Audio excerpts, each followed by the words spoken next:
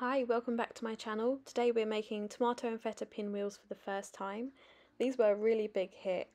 My partner was a really big fan, as you'll see when he steals one. There you go. So here's the recipe. So to start, we're going to add 113 grams of cream cheese to a bowl. I'm using Philadelphia here.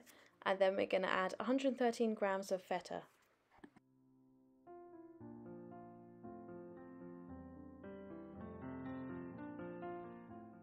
And then I'm adding 2 teaspoons of dried parsley, 1 teaspoon of garlic granules, half a teaspoon of ground black pepper, and a sprinkle of sea salt.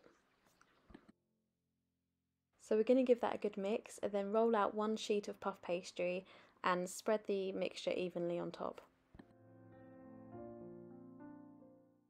So I've chopped up my tomatoes. I don't know how many grams this is, but it's 1.5 salad tomatoes and a couple of cherry tomatoes. Just whatever I had in the fridge really, and I'm just going to sprinkle this on top. And then I've grated around 75 grams of cheddar cheese, and I'm going to sprinkle that on top of the tomatoes.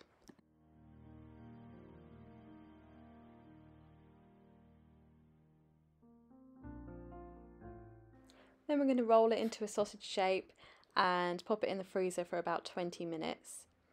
And then we're going to cut it into slices. I think I got about 18 slices in total. And place these onto lined baking trays ready for the oven. We're going to pop these in the oven for around 15 to 20 minutes until the pastry is golden and crispy, then they're done.